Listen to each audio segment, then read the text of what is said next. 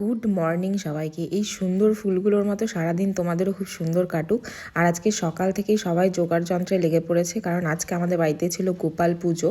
আসলে যেদিন গোপাল পুজো হয়েছিল সেদিন আমাদের নিরামিষ পড়েছিল, তো পুজোটা হয়নি, তাই আজকে এই আয়োজন। তো যাই হোক, পুজো শেষ হয়ে গেছে, ঠাম্মা এখন মুখ খিট মাখছে আর আমি এদিকে বসে পড়েছি কাম্মার সাথে লুচি বেলতে আর ভাজতে।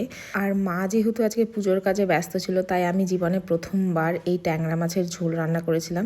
খুব একটা মন্দ হয়নি ফার্স্ট টাইম হলেও।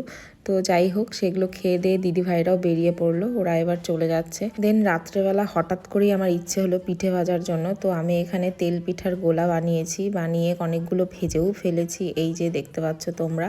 কারণ বাড়ি গেলে আমার কিছু না কিছু একটু করতে ইচ্ছে করে, হয় বেক করি নয়তো কিছু না কিছু একটু করি। রান্না সেভাবে পারি না ঠিকই, বাট রান্না করার একটু চেষ্টা করি। যাই হোক, গল্প করতে করতে আমার পিঠে ভাজাও শেষ, আর এদিকে কাউশিকে নিয়ে চলে এসেছি শুতে। ওকে, বাই।